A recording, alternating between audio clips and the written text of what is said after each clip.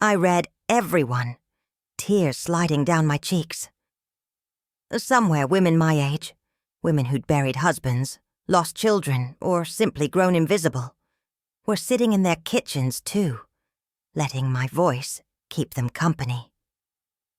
I realized then that the story was never just mine.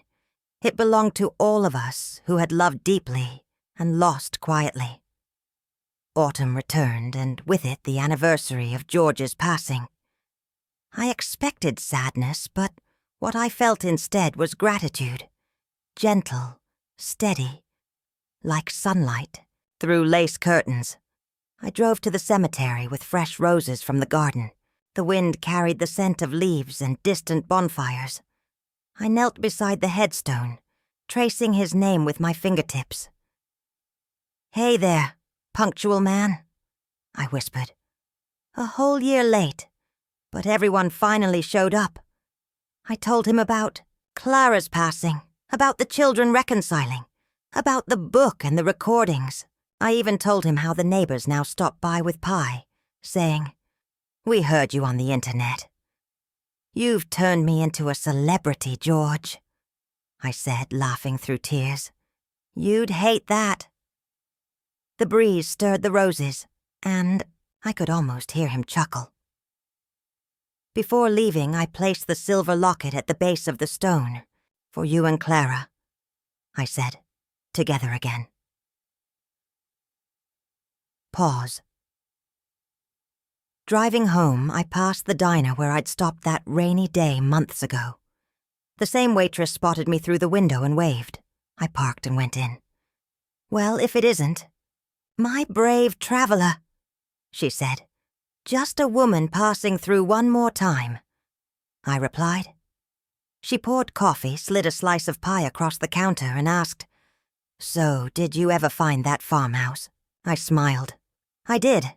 And more than that, I found where I belong." She grinned.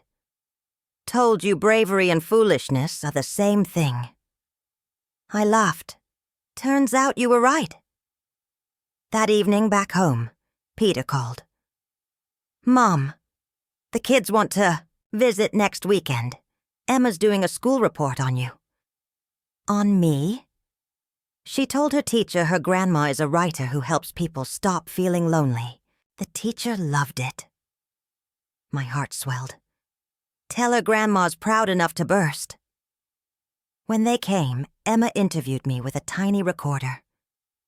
"Grandma," she asked, serious as a journalist, "what's the most important thing you learned from Grandpa?" I thought for a moment. "That love isn't about never leaving. It's about always returning." She smiled. "That's pretty. Can I quote you?" "Only if you spell it right," I teased. Pause that night after they'd gone. I watched the sunset from the porch. The air smelled of apples and wood smoke. I felt content. Not the sharp happiness of youth, but the deep, settled kind that comes after surviving everything you thought you couldn't. I whispered, "Thank you, life, for letting me stay long enough to see how beautiful the mending can be." A single leaf drifted down and landed on my lap, red as a rose petal. I kept it pressed between the pages of my notebook. Winter came again. The first snow fell soft and slow. I recorded one last message for my listeners that night, the fire crackling behind me. "Hello, my friends," I began. "This is Martha. I wanted to tell you something before the year ends. If you've lost someone, if you sit in silence wondering whether the world still sees you, please know you matter. Love doesn't fade, it waits. Sometimes it waits in letters, sometimes in rose gardens, sometimes in the voice of a stranger who sounds a little like your grandmother." I paused, smiling through the microphone. "So, if you're listening right now, tell me, where are you from and what time is it for you? I'll be right here, keeping the light on." When I finished, I turned off the recorder and sat in the hush. Snow tapped the window gently. like someone knocking to come in. Softly. "Good night, George," I whispered. "We did it." I blew out the candle. The glow lingered a moment, then faded, leaving only warmth. "Oh, Mabel dear, how are you?" "I'm well. I just thought you'd want to know. Clara asked me to tell you she's feeling better. She talks about you every day. Says you gave her back a piece of herself." Tears filled my eyes. "Tell her she gave me the same." Mabel chuckled. "You know, between the two of you, you might just heal the whole Holloway line." "Maybe that's the plan," I said softly. Pause. After I hung up, I stood by the window, watching the snow glitter under the pale afternoon sun. Life wasn't perfect. It never had been, but it was beautiful again. Messy. Ordinary. Breathtakingly beautiful. That night I poured myself a glass of wine, the last of the good bottle, and raised it toward George's picture. "To us," I said, "for staying even when it hurt, for the first time." I didn't cry when I said his name. I smiled. The next morning, I woke to sunlight spilling across the curtains like honey. The snow had stopped sometime in the night, leaving the yard soft and unbroken. For once, I didn't hurry to fill the quiet. I let it breathe with me. After coffee, I sat at the desk George used for bills and grocery lists. A blank notebook waited there, its first page whisper clean. I uncapped a pen and wrote, "Chapter 1, the day I buried my husband alone." The words surprised me. They didn't tremble. They stood steady, like they'd been waiting behind the dam of my grief all along. Pause. At first, I wrote in small bursts, memories of the funeral, of the wine that tasted like loneliness, of the letter that changed everything. But then the sentences grew longer, stronger.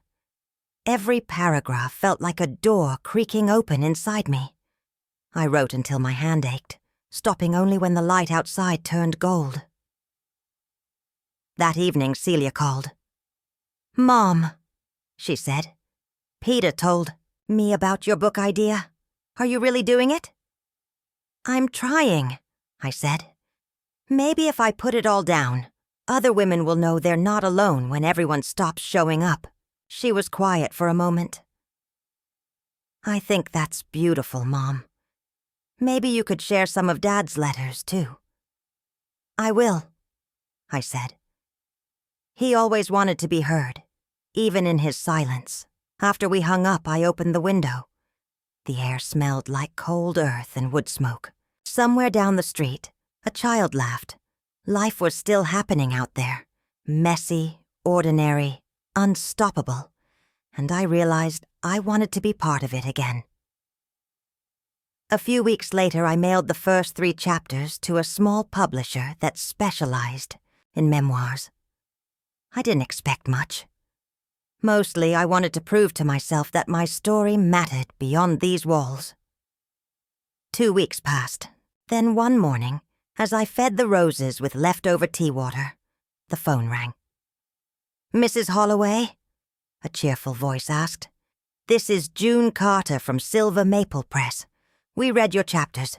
We'd love to publish your story." I nearly dropped the watering can. You would?" "Yes, ma'am. We think other readers, especially older women, will connect with your honesty. It's gentle but powerful. Would you consider expanding it?" I laughed through tears. "Honey, I've got enough memories to fill 10 books. "Well then," she said, smiling through the phone. "Let's start with 1. When I hung up, I leaned against the counter, shaking. George had once said I'd make a wonderful storyteller if I ever stopped doubting my voice. "Looks like you were right again," I whispered. Pause. "I called Clara to share the news," Mabel answered. Her tone was soft. "Oh, sweetheart. I was just about to call you. Clara passed away last night, The room tilted around me. No. She went up, peacefully.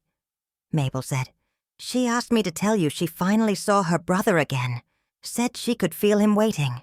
My knees buckled, and I sat on the floor, clutching the phone. After a moment, I found my voice. "Thank you for telling me." "She loved you, Martha. You gave her the ending she'd prayed for." I hung up and sat there in the kitchen, the phone still warm in my hand. Tears came quietly this time, not sharp, but soft, like a tide coming home. I looked at George's photo. "She's with you now," I whispered. "Take care of her." That night I lit 2 candles, one for Clara, one for George, and left them by the window. The flames flickered together, side by side, just like the slippers he'd always folded by the bed. Spring came early that year. The roses woke first, new buds, shy and red. Each one felt like a whisper from somewhere beyond. I spent the mornings writing and the afternoons walking to the park. Sometimes I'd see couples holding hands, and instead of feeling the sting of envy, I felt warmth. Love didn't end with death. It just changed its shape. One afternoon, Celia arrived unannounced, her cheeks pink from the wind. "Mom, you're trending online," she said, laughing. "Trending? Me?" She pulled out her phone. "The publisher posted an excerpt from your book. Thousands of people have shared it.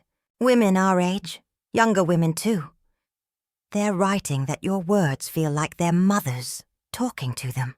I blinked, stunned. "Well, I'll be. George always said if I started talking, no one could stop me." She grinned. "Looks like he was right again." For days, letters poured in. Real ones, not emails. From women across the country. Widows, mothers, grandmothers. Each letter began differently, but ended the same. "Thank you for reminding me I still have time to live." I taped them to the wall above my desk until the whole corner looked like a quilt of voices. Every time I felt small, I read one aloud. "See, George," I'd say. "You're still helping people just through me." Pause. One letter, though, stood out. It came from a woman in Montana who wrote, "Your story made me call my mother after 5 years of silence. I cried for an hour after reading it, because maybe that was the real purpose of this journey. Not to find what was lost, but to remind others it's never too late to mend what's frayed." By the time summer arrived, the last rose of winter was printed. The publisher sent me the hioi, first copy wrapped in brown paper. My hands trembled as I opened it. There on the cover was a single red rose against snow, and beneath it, Martha Holloway.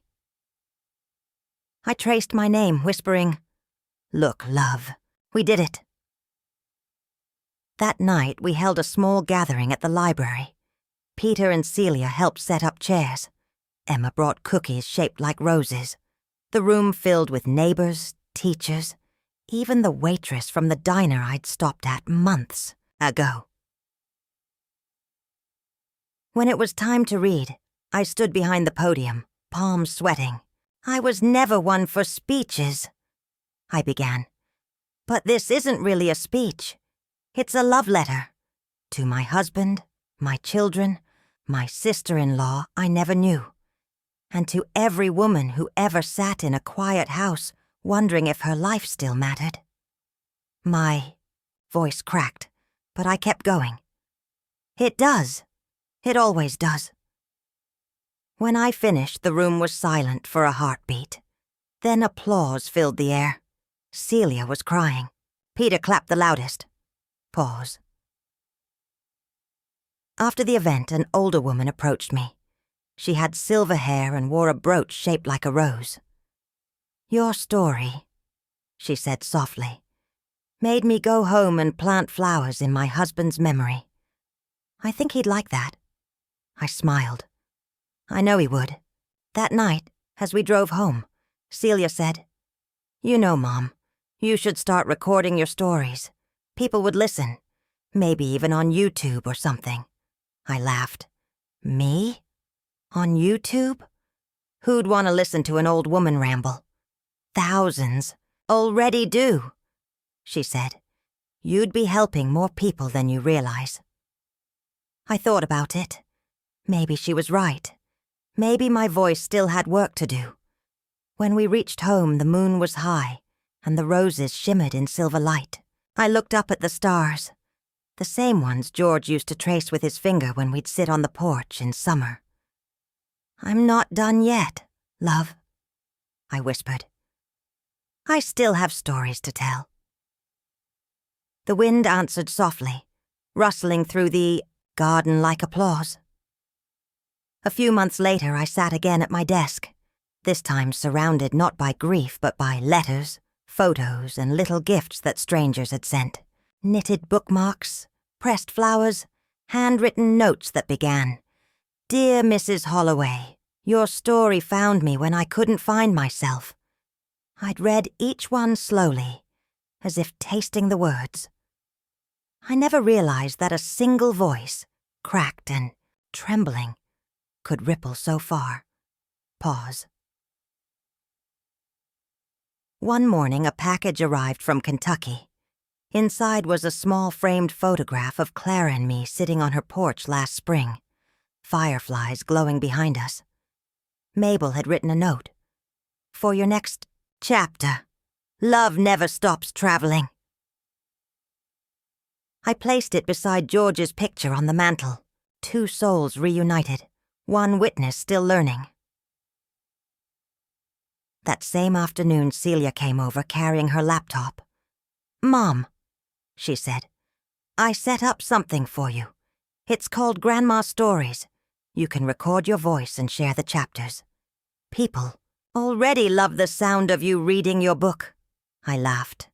"Grandma's Stories? You're turning me into a broadcaster now." She smiled. "You always said healing begins with being heard." So we tried it. I sat at the kitchen table, microphone clipped awkwardly to my sweater, reading the first pages of The Last Rose of Winter. My voice shook at first, then steadied, like an old clock finding its rhythm. "If you're listening," I said softly, into the mic, "tell me where you're from, or what time it is for you. Maybe it's morning, maybe midnight. Either way, thank you for keeping me company tonight," Celia whispered. "That's perfect, Mom." Pause. We uploaded the recording. Within hours, messages appeared. "Listening from Ohio, from Texas, crying at 2 a.m. My grandma would have loved this. Neither did I. But she waited 70 years for someone to find her. Sometimes love hides quietly, until someone looks hard enough. We spent the afternoon going through photos. For every image I explained, she asked questions, her curiosity turning to wonder. It struck me how little she'd really known her father, not the man who worked or scolded, but the boy who lost a sister and carried that silence all his life. By evening, she leaned her head against my shoulder. "I wish I'd come to the funeral." "So do I admitted. "But you're here now, and that's what matters." Pause. That night, we ate soup and watched the snow thicken outside the window. The world felt small again, like it did when she was little and would fall asleep on my lap while George hummed old love songs in the kitchen.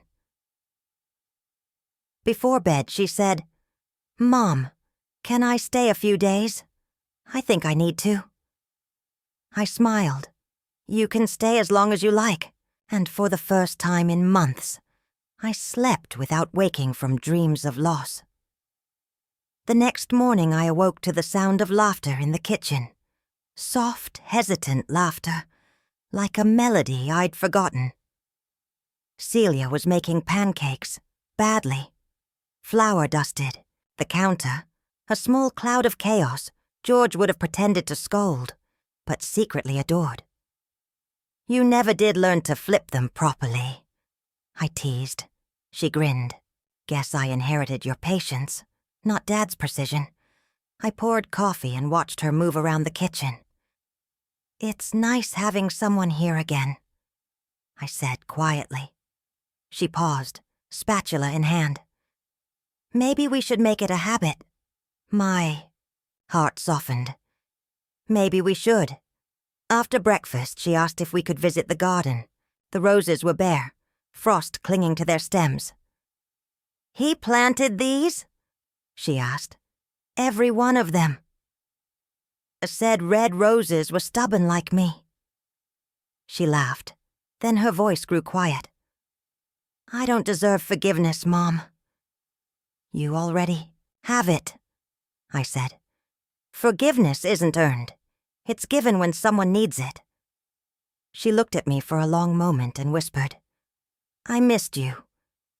Tears welled in my eyes. "I missed you too." We hugged under the gray sky, surrounded by the brittle whispers of winter roses. Pause. Later that day, Peter called. His voice was different, warmer, less rushed. "Mom, Lydia and I were talking. We'd like to visit this weekend if that's all right." I nearly dropped the phone. "Of course it's all right." We thought maybe we could all go through Dad's things together. Maybe tell the grandkids about him. I swallowed hard. He'd love that. When I hung up, I felt George's presence like sunlight on my skin. The family he'd quietly mourned for years was coming back together. Celia smiled when I told her. "Guess the Holloways just needed a good mystery to reconnect. Or maybe a stubborn old woman to drag them home," I said, laughing. She laughed too. And for the first time, our laughter didn't sound lonely. Pause. That weekend came with more snow. Peter arrived with Lydia and their 2 kids, Emma and Noah. The house, once heavy with silence, filled with noise and warmth and crumbs. Emma found George's old chessboard and insisted we all learn. Noah discovered the basement radio and played songs older than I was. Watching them, I realized something. Grief doesn't disappear. It transforms. It becomes laughter that trembles, hugs that last too long, stories told between bites of pie. At dinner, Peter lifted his glass. "To Dad," he said, "for teaching us that love isn't perfect, but it's permanent." I blinked back tears. "And to family," I added, "the kind that forgives and shows up late, but still shows up." Celia squeezed my hand. Peter smiled. The kids clinked their glasses of juice. In that moment, the house felt alive again. Not in the way it once was, but in a new way. Different, yet whole. Later, after everyone had gone to bed, I sat by the window and looked out at the roses. The snow had softened their sharpness, blanketing even the thorns. Maybe that's what time does to pain. It doesn't erase it. It just gives it edges you can touch without bleeding. I whispered, "We're all right, George. We're finally all right." Outside, the wind stirred the chimes gently, like a quiet nod. The morning after that dinner, I woke to the sound of dishes clinking and laughter spilling from the kitchen. For a moment, I didn't know where I was. Then I remembered. My house wasn't empty anymore. I slipped on my robe and followed the smell of coffee. Celia was teaching little Emma how to whisk eggs, while Peter stood by the stove, flipping bacon with the focus of a surgeon. "Good heavens," I said, smiling. "Is this my kitchen or a diner?" Peter looked up, grinning. "Morning, Mom. Hope you don't mind. We raided the fridge." "Mind? I've been praying for noise in this house." Celia handed me a mug. "Sit. We've got breakfast handled." Sat at the table watching them move around in an easy rhythm I hadn't seen in years. There was a softness in Peter's shoulders now, a patience I didn't recognize. When he caught me staring, he said, What? Nothing, I said. Just, it's good to see you. He smiled faintly. It's good to be here. Pause. After breakfast? The kids wanted to see the attic. George had kept half his life up there. Boxes labeled. Taxes 1987, Christmas lights 1992. Do not touch. We climbed the narrow stairs, dust swirling in the sunlight. Emma found a wooden box filled with letters tied in red ribbon. Can we open it, Grandma? I hesitated, then nodded. Careful, sweetheart. Inside were birthday cards, love notes, and small paper hearts. Celia picked one up and read aloud. To my Martha, thank you for every ordinary day. Her eyes shimmered. He really wrote these? Every year, I whispered, even when we fought. Especially when we fought. Peter smiled. He was sentimental after all. Oh, he'd deny it till the end, I said, laughing. Said words were for poets, not men with mortgages.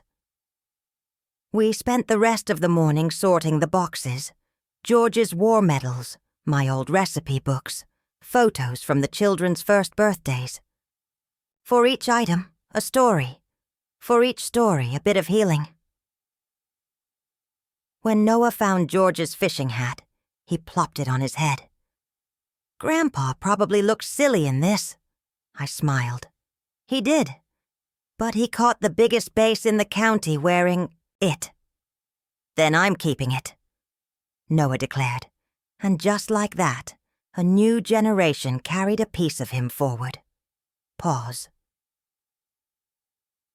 That evening, after the kids went outside to build a crooked snowman, Peter joined me in the living room. He looked uneasy, like a man about to confess something. Mom, he said slowly, I want to apologize properly. Not just for missing the funeral, but for the years before that, too. I put work ahead of family. Ahead of you, I thought success would make Dad proud. But he never cared about that, did he? I shook my head gently. Your father measured pride differently. He was proud when you called him, not when you closed a deal, Peter's voice cracked. I wish I'd understood that sooner. It's never too late to understand, I said, placing my hand over his. Guilt is heavy, son. But love forgives before we even ask. His eyes filled with tears. You always make things sound so simple. Because they are. We're the ones who make them complicated. Pause. That night, after everyone had gone to bed, I sat by the fireplace. The flames danced low, soft and golden. I opened one of George's old notebooks from the attic. His handwriting filled the pages. Lists, sketches, thoughts.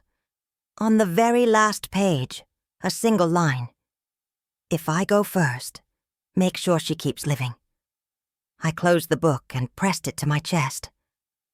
I'm trying, love, I whispered. I really am. Outside, snow fell in slow motion. The world seemed to exhale. The following morning, I woke before dawn. The house was quiet again. But it didn't feel lonely. It felt full of breath. I slipped on my coat and stepped outside. The air was sharp, the sky pink with sunrise. The roses stood covered in frost, every thorn dressed in silver. I bent down, brushed the snow away, and whispered, You're still here, aren't you? A single red bud peeked from beneath the ice, stubborn and alive. I laughed softly. Of course you are. You old fool. Behind me, the door opened. Celia appeared, wrapped in a blanket. Mom, it's freezing. Come look, I said, pointing to the rose. She crouched beside me, smiling. How is that even possible? Because some things bloom when they're ready, not when they're told. She stared at it for a long time. That's beautiful. I stood, brushing my hands on my coat. So are second chances. Pause. We went back inside, cheeks flushed from the cold. Over breakfast, Celia asked, "Mom, what are you going to do now? I mean, after all this?" I thought for a moment. "I might write a book," I said, surprising myself. Her eyes widened. "A book?" "Why not? I've got stories, real ones, about love, loss, family, and how forgetting isn't the same as moving on." She grinned. "You'd be amazing." "I'll call it The Last Rose of Winter," I said with a wink. Peter looked up from his newspaper. "That's actually a great title." I smiled. "Then maybe I'll dedicate it to your father, for teaching me that goodbyes can bloom too." The kids clapped. I laughed, feeling younger than I had in years. Pause. That afternoon, after they all left for home, I walked through the house one last time, room by room. Each space hummed with echoes now, but they weren't sad anymore. The silence had texture, warmth. It was the sound of love that didn't need words. In the living room, I found one of Noah's mittens under the couch. I smiled. Proof of life. I slipped it onto the mantel beside George's photo. The phone rang then. I picked it up. "Mrs. Holloway?" The voice was familiar. "Yes?" "This is Mabel Turner, from Kentucky." She traced a finger over the picture. "Our parents died young. I was sent to live with an aunt in another county. We lost touch, and by the time I tried to find him, the trail was cold. I wrote letters for years. None came back. I think he got some of them," I said. "There were old envelopes in his box. He never stopped wondering about you." Her shoulders shook. "I thought he'd forgotten me. I built a life, married, had children. But part of me always waited for a knock at the door." Pause. We sat for hours, two old women piecing together a lifetime like quilters joining mismatched squares. She told me about her husband, a mechanic with kind hands, about her children, all grown, scattered across states. I told her about mine, the son who missed his father's funeral, the daughter who feared reschedules more than regrets. When I showed her George's final letter, she pressed it to her heart. "He was always the responsible one," she murmured. "Even his goodbye had instructions." The sun dipped low, painting the curtains gold. She reached for my hand. "You've brought him home to me, Martha. After 70 years, I squeezed. "Back." "No, Clara. You've given him back to me." Before I left, she walked me to the porch and pulled a small object from her pocket, a tarnished silver locket. "He gave me this when we were children," she said, opening it. Inside were two tiny initials scratched in metal. G+C. "It belongs with you now." I shook my head. "No, it belongs with both of you." She smiled, closing my fingers around it. "Then keep it until you see him again." Pause. Driving back to the inn, the horizon burned orange and pink. I kept the locket in my palm, warm, from her hand, and thought about how love never really ends. It just changes addresses. That night, I called Peter again. This time, he answered. "Mom?" "Peter, I found her," I said. "Your father's sister. Her name's Clara Whitfield. She's alive." Silence on the line, then a stunned, "You're kidding." "No. And she remembers him. She's wonderful, Peter. You should meet her." He hesitated. "Mom, I don't know. Work's been insane. And Celia's been—" "Peter," I interrupted gently. "Your father spent his whole life searching for what he lost. Don't make the same mistake." He was quiet. Then softly, "Send me her address." When I hung, up, I felt something shift inside me, a loosening, like a knot finally giving way. Pause. The next morning, I returned to Clara's with a basket of scones from the inn. She laughed, calling me a proper northern lady. We spent the day sorting through her letters, labeling photos, and drinking sweet tea that could rot your teeth but heal your heart. At one point, she pulled out an old newspaper clipping. Holloway, farm celebrates 100 years. The article mentioned a time capsule buried under the oak tree beside the porch. We looked at each other, eyes bright with mischief. "Shall we?" she said. We borrowed shovels from her shed and dug under the roots of the old oak. The earth was stubborn, but we were more so. Eventually, the blade hit metal. Together we lifted out a rusted tin box sealed with wax. Inside were trinkets, a toy car, a pair of marbles, a small envelope sealed with wax.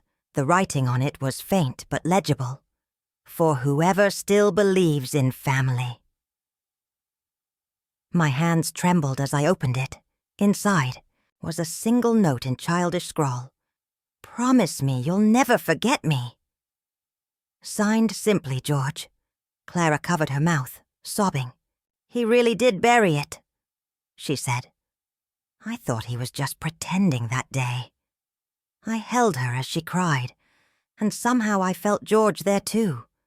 The boy, the man, the husband.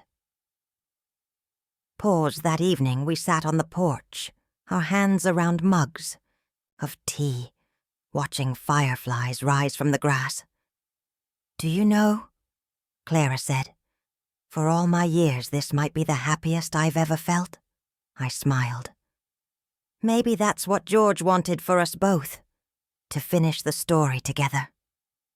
She looked at me sideways. "And what will you do now, Martha?" I thought about it. The quiet house back in Michigan, the empty chair, the silence that had once felt unbearable. "I'll go home," I said finally. "But not the same way I left. Maybe I'll plant new roses. Maybe I'll call my daughter. Maybe I'll even forgive her." Clara nodded. "You should.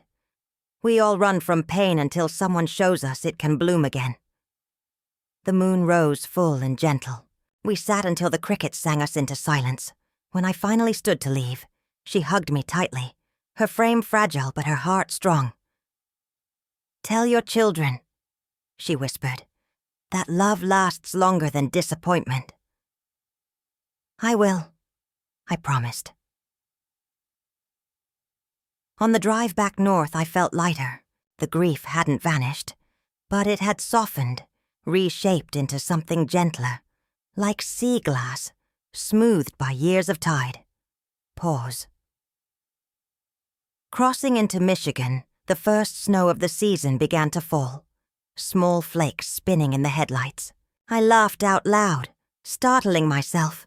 George had loved the snow, always the first to shovel the driveway, humming as his breath fogged the air. When I reached home, the porch light was still on. I carried the box of letters inside and set it beside his chair. For once, the silence didn't scare me. It felt like company.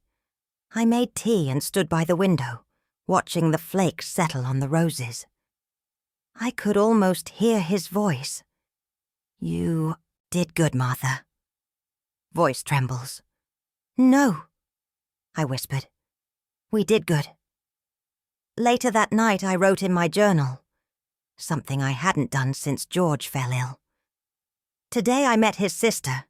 She looked like him around the eyes.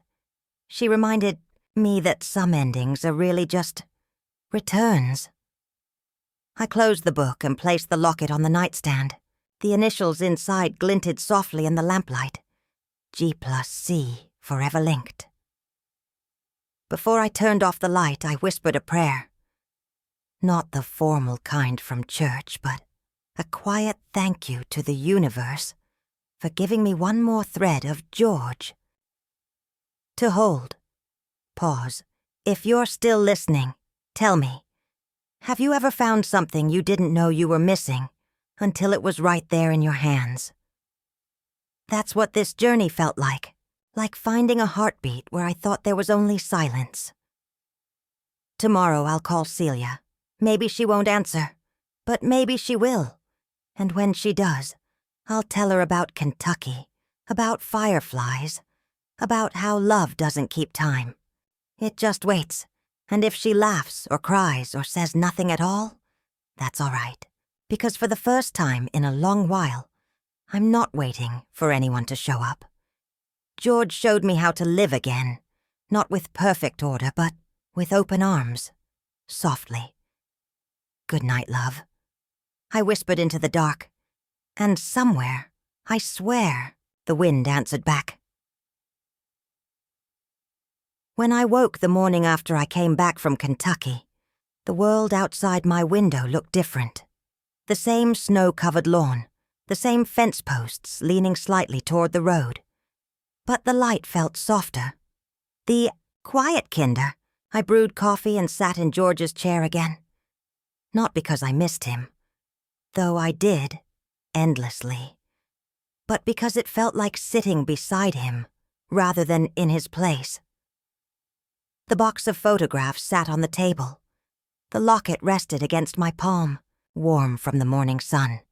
I thought about Clara's laugh, her steady hands as she folded those letters, the way she looked up at the sky as if still expecting her brother to walk through the door.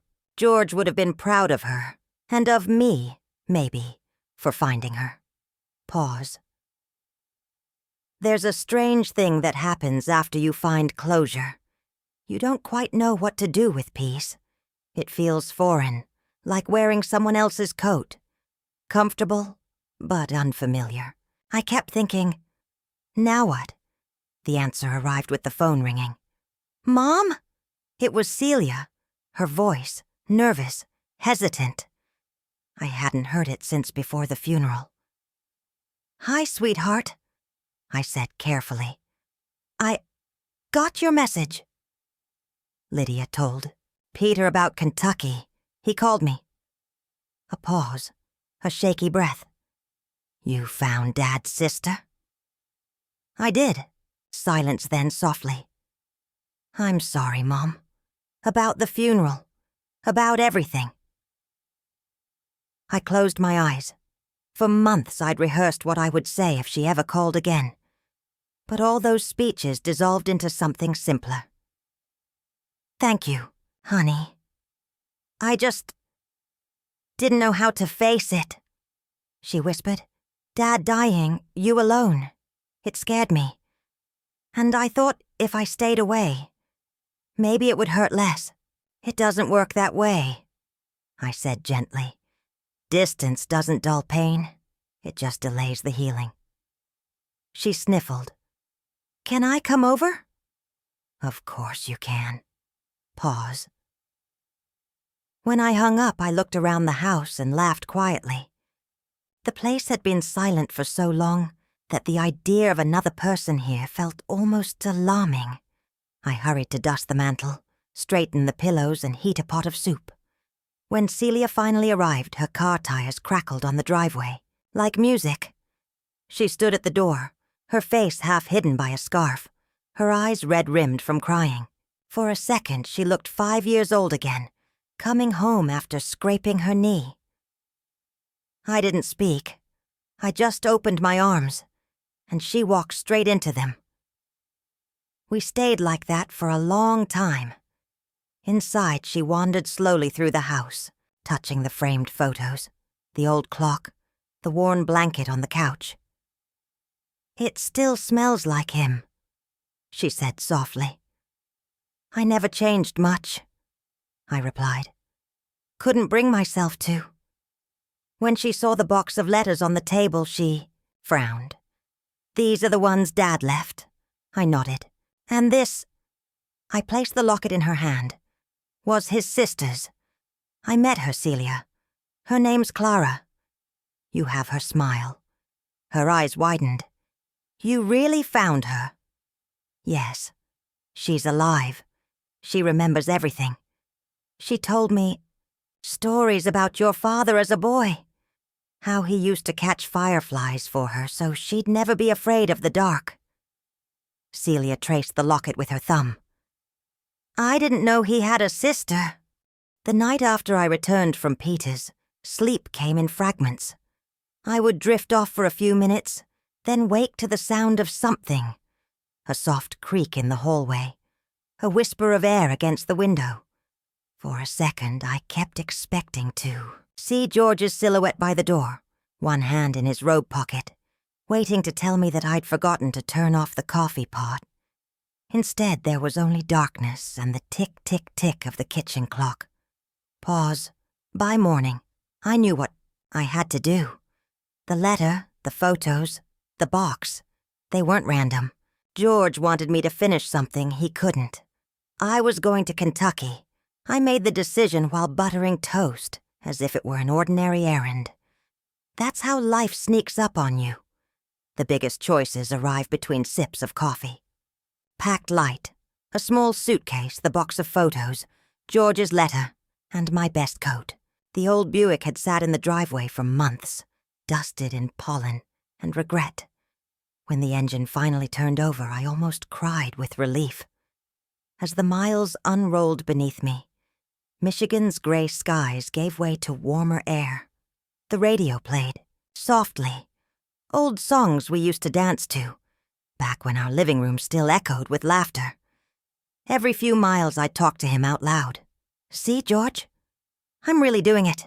You always said I'd get lost if you weren't here to navigate. But look at me now. The drive was long. Hours of highway, rest stops, memories. Somewhere around Louisville, the sky broke open with rain so sudden, it sounded like applause. I pulled into a diner, one of those small-town places where the waitress calls everyone Hun. She must have seen the fatigue on my face because she set down a cup of coffee without asking. You headed far, sweetheart? Kentucky, I said, looking for a farmhouse that might not even exist anymore. Her brows lifted. Well, aren't you brave? I smiled faintly. Or foolish. She patted my hand. Sometimes it's the same thing. When I left, she tucked a slice of pie into a paper bag. For the road. People still did that in the South. It made my chest ache. The kind of kindness you forget still exists.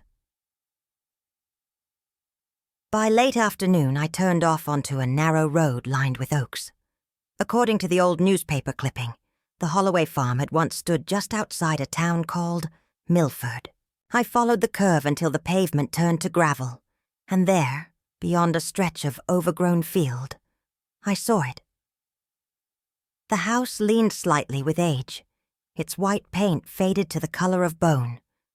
The porch swing hung by one chain. But it was there. The same porch, the same rose bushes long since gone wild. I parked the car and just sat there for a moment, my heart thudding, softly. We found it, George. The air smelled of rain and wood smoke. When I stepped out, my shoes sank into the soft earth. The gate creaked as if it remembered me. I walked up the path, brushing my fingers across the tall grass. The door was ajar. Hello? I called. No answer. Only the sound of wind moving through empty rooms. Inside, the house was half alive. Dust motes danced in the sunlight. A broken chair leaned against the wall. On the mantel sat a single-framed photo, face down. I lifted it carefully. It was Clara May again, older this time. Maybe 12. On the back, written in faded ink.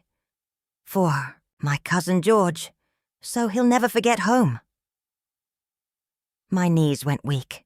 He hadn't found this place by accident. He'd known. Maybe he'd come here years ago and never told me. I sank into the old armchair and let the silence wrap around me. Pause. The house creaked like it was breathing. A floorboard shifted behind me. I turned, startled. A woman stood in the doorway, gray hair in a braid, gardening gloves still on her hands. "Oh, dear heavens," she said, pressing a hand to her chest. "You scared the life out of me. Thought you were the tax assessor again." "I'm sorry," I stammered. My husband grew up here, or at least his family did. George Holloway." Her expression softened. Holloway. Lord, I haven't heard that name in years. She stepped closer. "I'm Mabel Turner. My family bought this old place in the 80s, but some of the Holloway things were still here. You must be kin. I'm his widow," I said quietly. She looked at me for a long moment, then nodded slowly, as if placing a puzzle piece. "Come in, honey. There's something here you'll want to see." She led me through the narrow hallway to a back room that smelled of cedar and old paper. Against one wall was a wooden trunk. She opened it gently. Inside were letters tied with ribbon, a child's quilt, and a small Bible. "These were in the attic when we moved in," she said. "Couldn't bring myself to throw them out. Figured someday someone would come looking." My throat tightened. "You kept them all these years?" "Some things feel sacred even if they're not yours." I lifted one of the letters. It was addressed to Clara May Holloway, 1950. Inside, written in looping handwriting, "My sweet girl, wherever you go, remember that kindness grows where love has been planted." I couldn't read further. Tears blurred the ink. Mabel touched my shoulder. "Stay as long as you like." When she left the room, I sat on the floor surrounded by the letters, reading them one by one until the daylight faded. They painted a picture of a family that had loved fiercely and lost deeply, a legacy George had carried quietly all his life. Pause. As I packed the letters back into the trunk, I found one sealed envelope tucked beneath the lining. My name on it. For Martha, if she ever finds her way here. My heart stopped. I tore it open. "My dearest Martha," it began. "If you've come this far, it means you kept your promise to see things through with dignity. I wanted you to know the truth. Clara May was my sister. She disappeared in 1952. I never found her. I built my life with you trying to forget that hole in me. But I never could. If she's alive, I hope she forgave me for leaving. If she's gone, I hope she knows I never stopped looking. Love, G. I pressed the paper to my lips. Oh, George. Everything suddenly made sense. The photos, the secrecy, the sadness that sometimes crossed his face in quiet moments. He hadn't been hiding wealth or scandal. He'd been carrying a loss too heavy to share. I stayed the night at a small inn, nearby. The walls smelled faintly of lavender, the way our bedroom used to. I couldn't stop thinking about that little girl in the photographs, Clara May. If she was his sister, she'd be in her 80s now, if still alive. Pause. In the morning, I went back to Mabel's. Do you know of any Holloway still around? Here? I asked. She nodded. There's one. A woman named Clara Whitfield. Used to be Holloway before she married. Lives up on Route 9. Folks say she's nearly 90 and sharp as a tack. My heart skipped. Clara Whitfield, I whispered.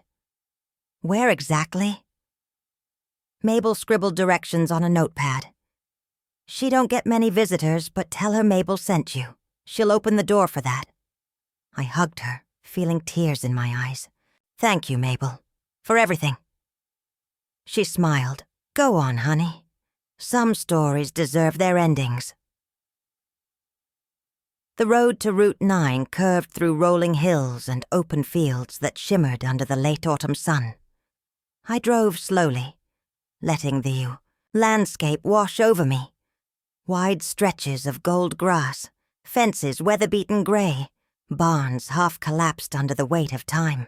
Every mile felt like moving backward through someone else's memory. Pause. When I reached the address Mabel had scribbled, I found a small white house tucked behind a row of pecan trees. A wind chime tinkled lazily on the porch. I parked the car, turned off the engine, and sat for a long moment with my hands gripping the steering wheel. My heart beat so hard I could hear it in my ears, softly. "All right, George," I whispered. "If this is really her, you'd better be walking beside me." I stepped out, the gravel crunching beneath my shoes. Before I could knock, the screen, Doctor creaked open. A thin woman with silver-white hair and startling blue eyes peered out. Her face was lined but bright, the kind of face that told stories without words.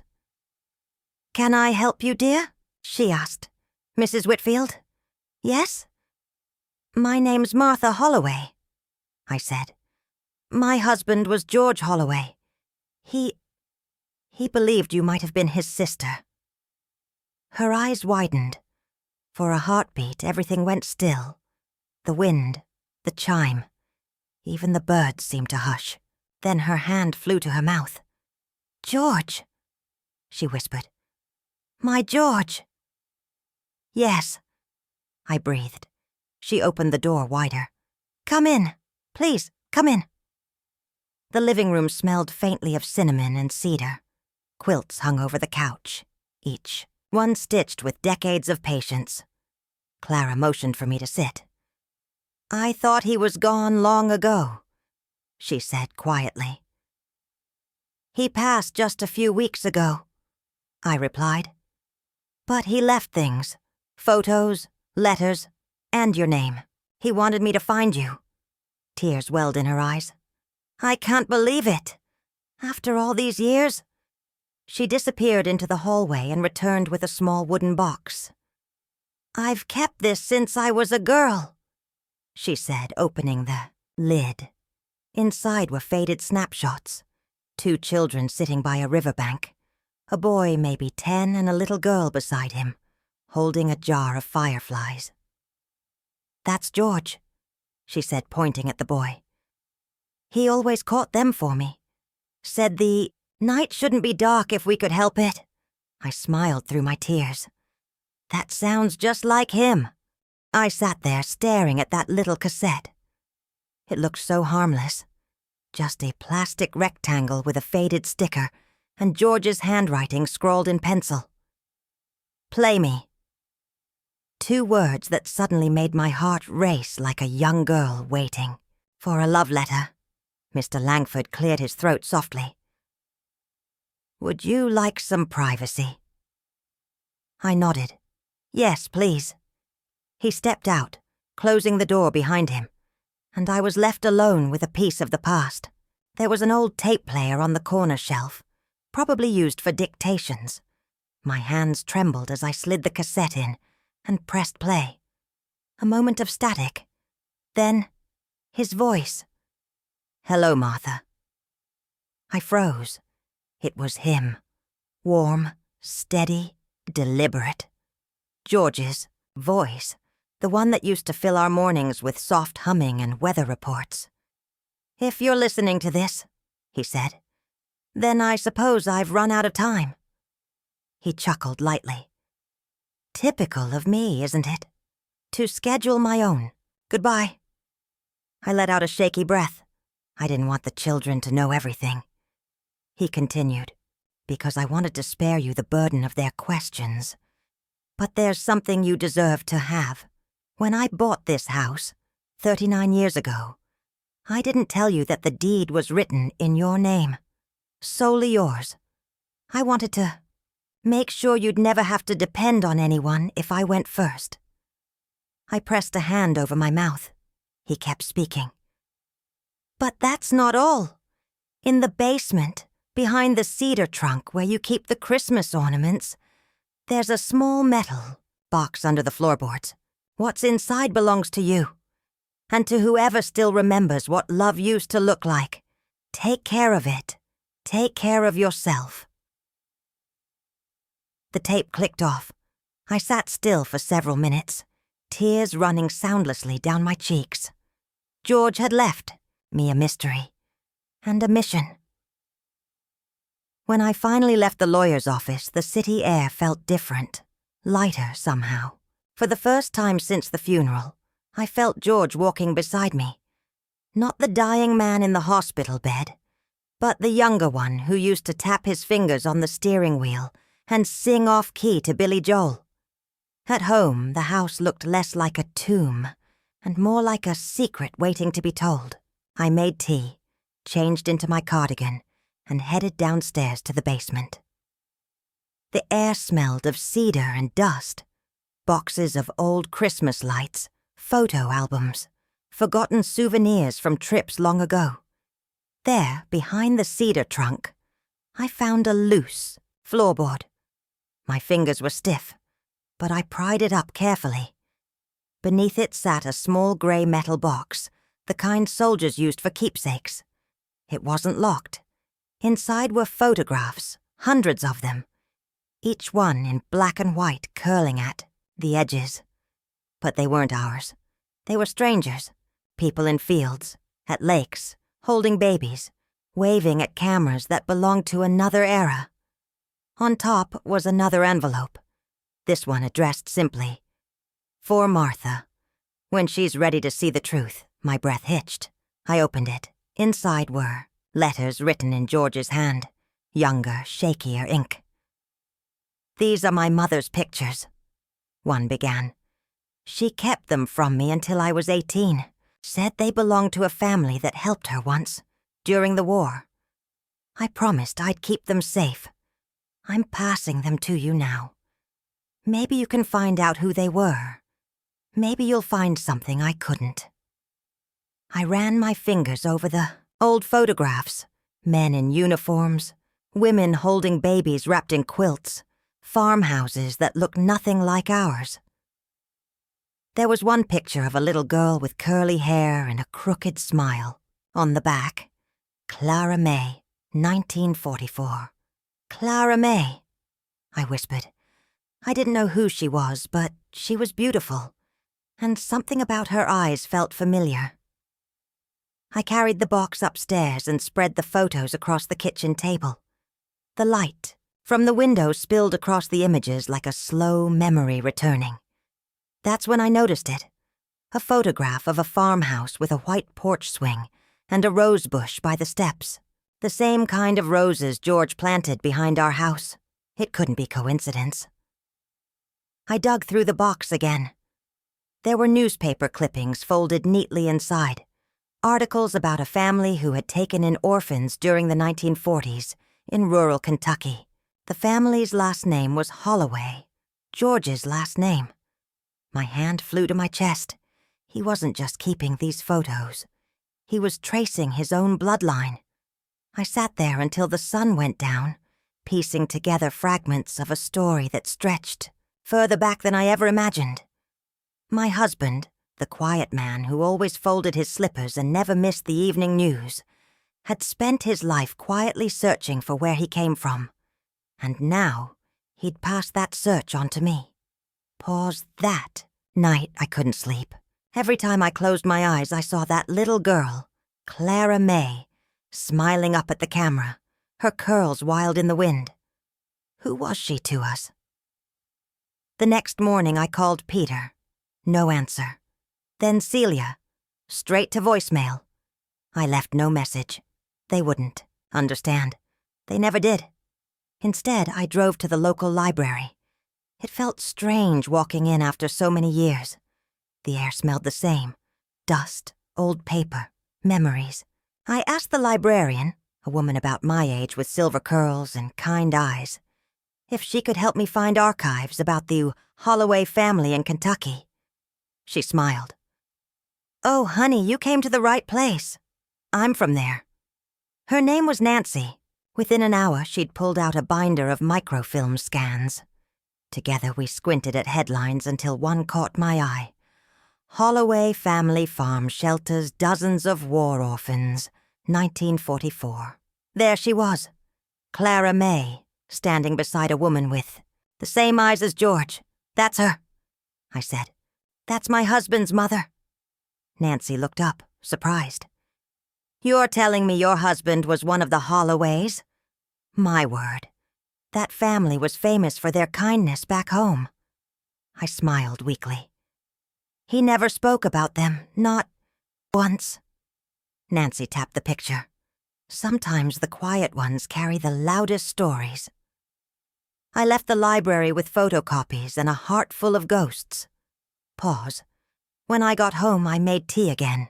Chamomile, George's favorite, and spread the clippings across the table. Outside, the wind rustled through the bare rose bushes. I looked at the photo of the farmhouse and felt something I hadn't felt in months. Connection. I picked up the phone and dialed a number I hadn't called in years. Peter's wife, Lydia. She answered on the second ring, surprised. Martha? Is everything all right? Fine, I said. I just found something your father would have wanted Peter to see. Something important. Silence. Then, cautiously. What is it? A piece of where he came from. She hesitated, then said softly, Peter's been distant since the funeral. Maybe this will help. I hope so, I whispered, because I don't think I can carry it alone. After hanging up, I turned to the window. The sunset painted the room gold, and for a moment it felt like George was standing right there beside me, watching over my shoulder. Voice trembles. I'm doing it, George. I'm following the trail. For the first time since the funeral, I smiled. Later that night, as I packed the photos into a small box to show Peter, I found another envelope hidden under the others. It was smaller, addressed simply, for Celia. I hesitated. Should I open it? George meant it for her, not for me. But curiosity is a stubborn thing. Inside was a single note and a pressed flower. A rose petal, fragile and deep red. My darling, girl, it read, if you ever forget what love looks like, go to the garden. Your mother will show you. She's the root that held us all together. My eyes blurred. I pressed the petal against my palm. The next day, I decided to drive to Peter's house. It was 2 hours away. Suburbs, trimmed lawns, neighbors who waved, only when it was convenient. When he opened the door, his expression was polite but tight, the way people look when they've already made excuses. Mom, he said, I was going to call. I know. I handed him the box. Your father left this. For you. And for me. He frowned. What is it? Answers. He sighed but let me in.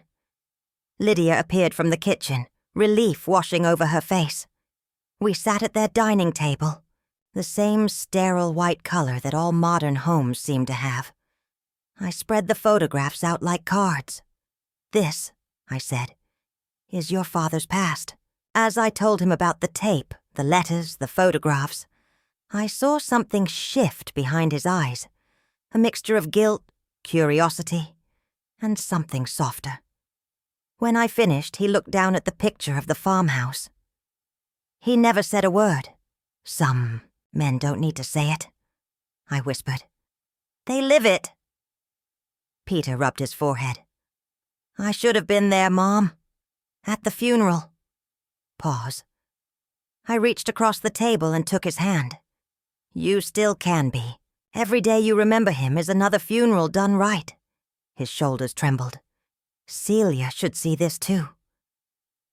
I know, I said quietly, but she's not ready yet. That night, as I drove home, the stars stretched across the sky like a map of all the lives we never got to finish. I rolled down the window, the cold air biting at my cheeks, and whispered, We're finding our way back, George, one photo at a time. When I pulled into the driveway, the porch light flickered, on automatically. For the first time, it didn't feel like loneliness. It felt like welcome.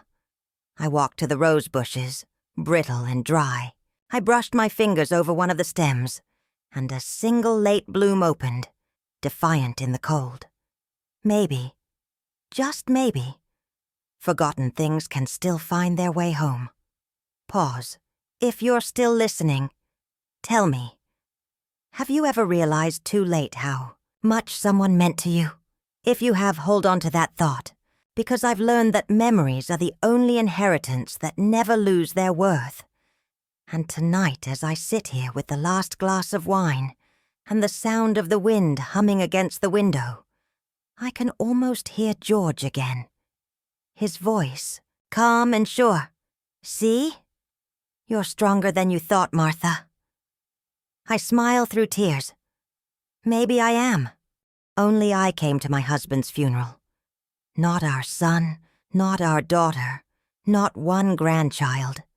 Just me, standing by his coffin, while the cold March wind swept through the courtyard, as if even the air couldn't stand the sorrow that hung there.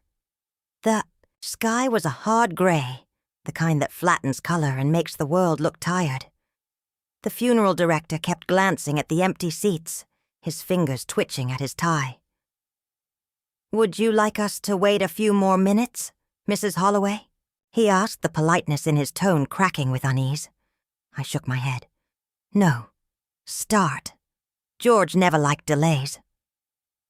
George was always a man of clocks and calendars.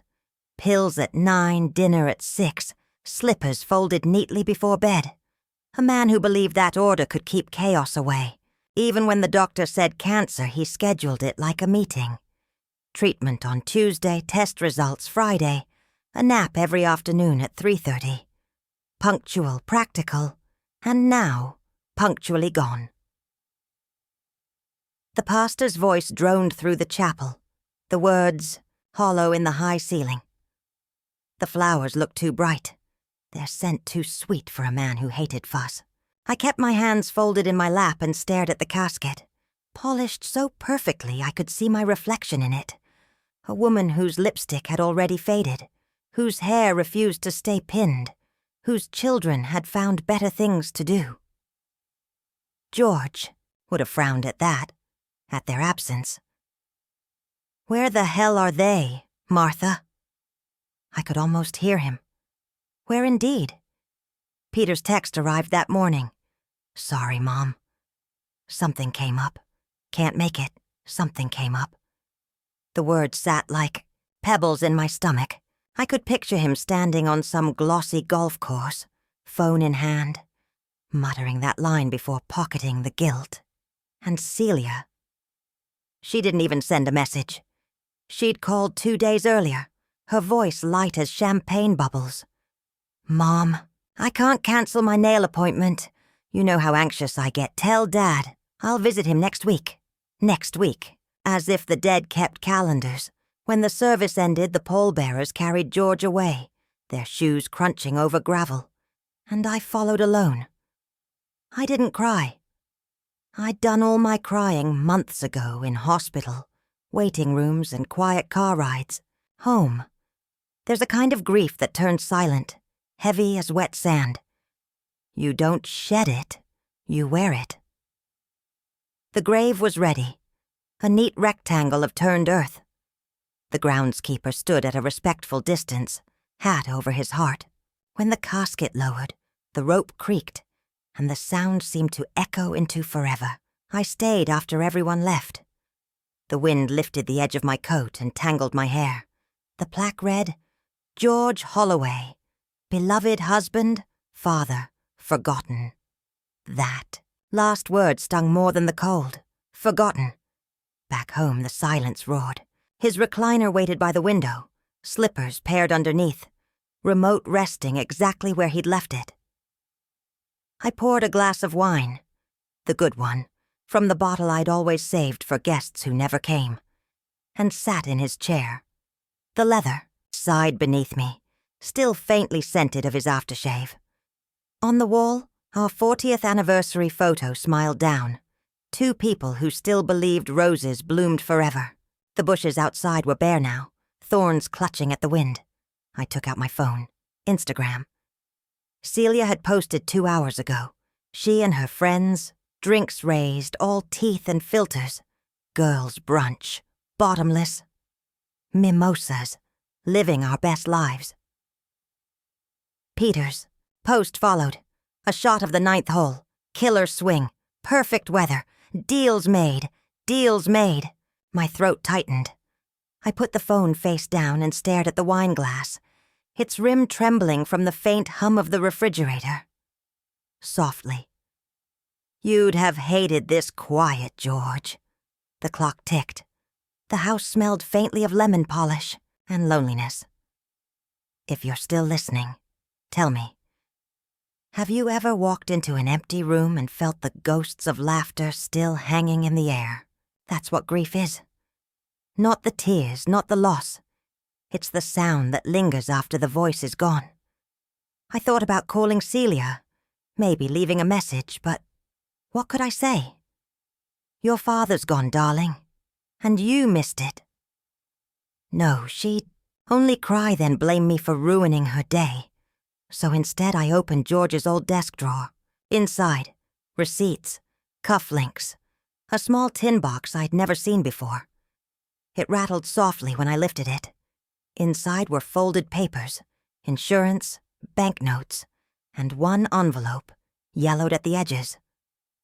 My name on it, in his square handwriting, for a moment, I couldn't breathe. Pause. I didn't open it. Not yet. The idea of hearing his voice again, even through ink, felt too dangerous, like reopening a wound that had just scabbed. I set it aside and poured another glass of wine. Hours slipped by. The street outside went dark, porch lights blinking on one by one, each belonging to some family eating dinner together, laughing, clinking dishes. I wondered if any of them knew how lucky they were to have noise. At 10, I finally picked up the envelope. My fingers shook as I slid a butter knife under the flap. The paper inside crackled. My dear Martha, it began.